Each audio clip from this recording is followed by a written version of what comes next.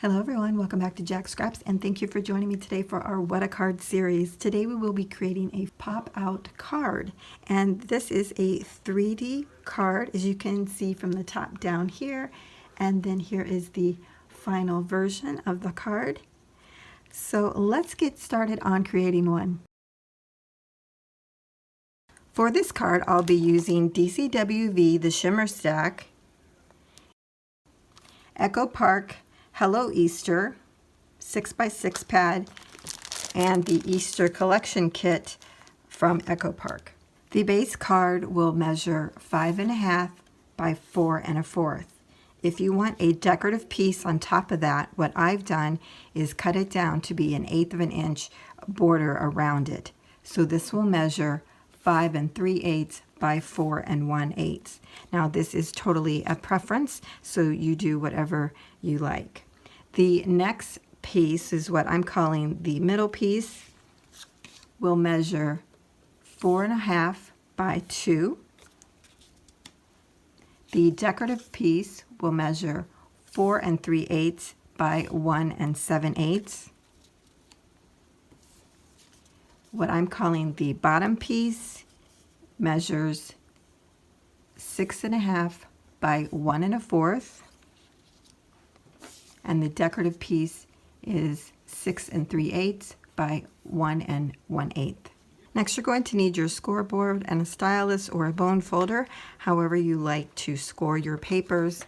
We're going to put the long end across the top of the scoreboard, and we're going to score the base piece in half at 2 3/4. Now, to score the decorative piece, this will be off. It'll be in between the markings on the scoreboard. So the best thing that I found to do, take the paper, fold it in half, give it a little pinch here at the top, put it down into your scoreboard, and when you line it up, as I mentioned, it will be in between the post. So what you should do is just move it over to the next one. So it actually ends up being at the 2 3/4 mark when you should score it. But again, notice over here there's a white space. So that's just how I'm doing it. If you have an easier way, please feel free to do that. And then you can share with the rest of us.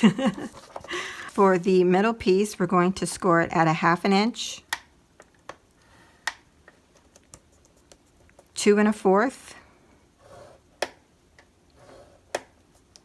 and at 4. For the decorative piece that goes on to the middle one, what I've decided to do was actually cut off the 1/2 inch on both sides. So it was like this, and now it's this. So it now measures 3 3/8 by 1 7/8. Sorry, I should have mentioned that before I wanted to take this off. These ends are going to get folded over and glued onto the card, so you really don't need decorative paper there, but the front you do. And what I'm going to do is fold this over, give it a little pinch, and put it in to score. And then it should line up perfectly. Yep. And so I'm going to do the same thing with this one as well. Let's score this first though. We'll put the long end up at the top, and we will score at 1/2 inch and turn it around and score at 1/2 inch again. So what I'm going to do is take 1 inch off of this piece, so it will be 1 1/8 by 5 3/8.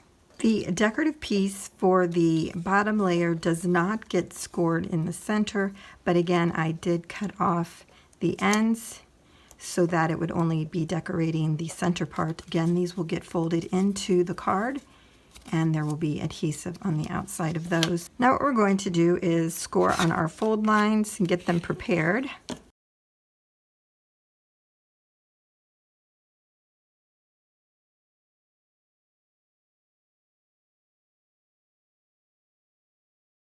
Next, what we'll do is add adhesive to our decorative pieces.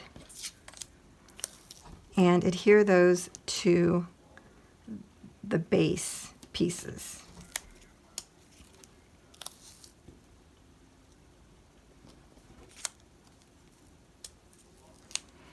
Now, as you add adhesive to everything, go ahead and add adhesive to the outside of these tabs, and it'd be best to use sticky adhesive rather than a wet adhesive.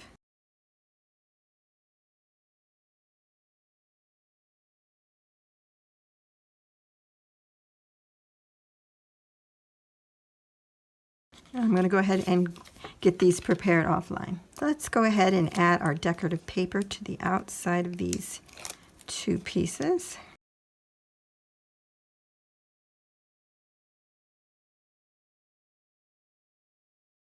So you're going to line the center of this up with the center of that and then center it as well. Got some glue hanging out there.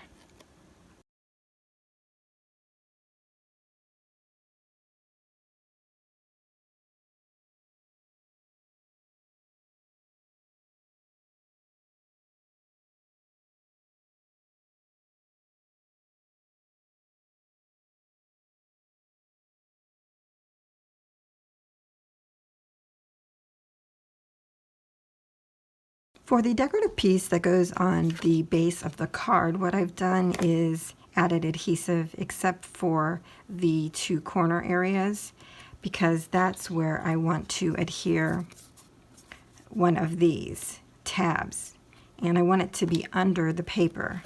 So I want to keep at least an inch on each side covered, and then we can go ahead and add this.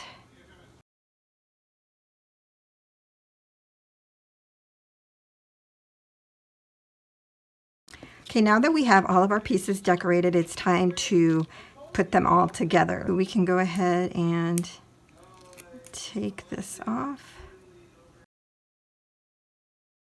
Okay, now that we have the adhesive film off, what we're going to do is add this to the card base, and we're going to add it all the way to the bottom of the card.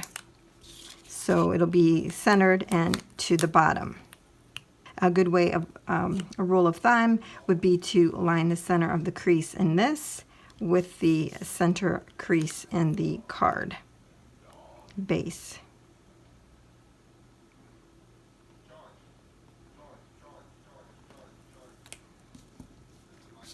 Okay. So when you fold the card, the center actually pops out, okay? And this goes back. The base goes back, the center pops toward you. All right, the next piece, it's going to be a little tricky because I'm wanting to hide the cardstock underneath the card. Let's see if that'll even work here. Did I go up far enough? Oh yeah, it'll work. Okay. What I'm trying to hide is, because we can see the little flaps here, the little tabs. It's okay for the center one because you could actually cover that up with, you know, elements that you add to it.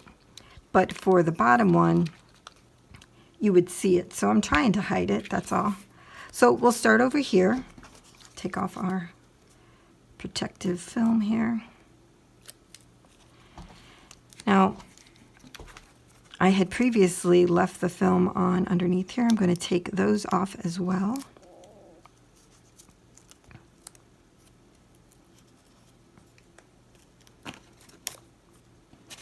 And I'm going to scooch this underneath there. Again, keeping it level with the base of the card.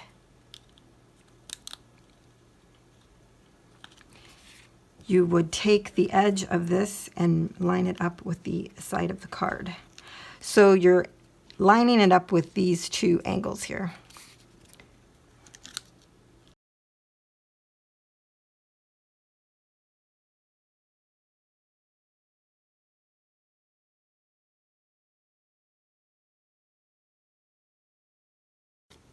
Okay, so we're going to repeat that on the other side.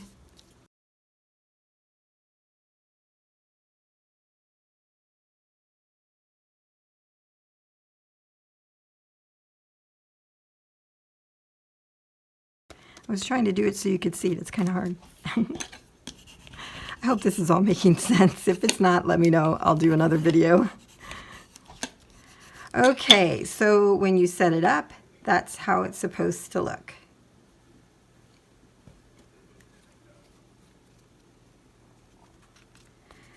So sometimes the card is a little bit rounder, but I have such stiff cardstock. Oh, there we go. So, okay. It's supposed to just be a little bit rounder on the outside, and then you have your angles on the inside. So if you don't get them right away, just play with it. I'm using a bit of a heavy cardstock, and maybe that's why I don't get so much of a rounding, but I like it once I started playing with it and folding it a little bit. It works.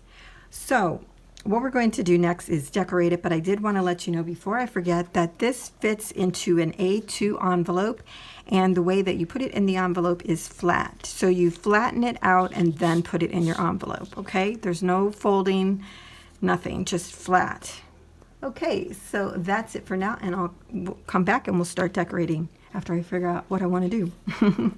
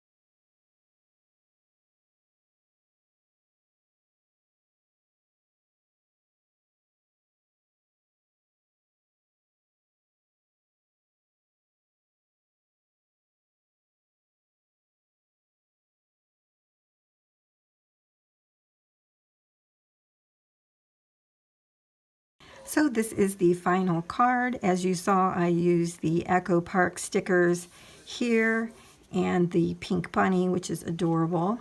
And then for these die cut items here, I used Spritz stickers from Target. And I don't know if you noticed or not, but I was using this powder pack or talc. I think this is by Ranger, to put on the back of the stickers to make them not sticky anymore. So I was only doing it on part of it. So this was sticky down here, and then I used the powder above it, and that just helps. That way you don't have to layer this on paper and then cut it out. You can use this, and it does the job just fine. Now you may also want to be careful when you are adding die cuts or other elements to the centerpiece here. You want to keep the images from the fold back on both sides. That way you won't have any trouble when it's put flat or anything like that. On the back, you can also add another piece of decorative paper or white paper and add your message there as well. So that's it, everyone. I hope you enjoyed this 3D card. It's super cute. I'm really happy that I created this. I've been wanting to do that for some time. I saw this in a card group on Facebook, so I've been looking forward to creating it. So that's it, everyone. I'll see you next time.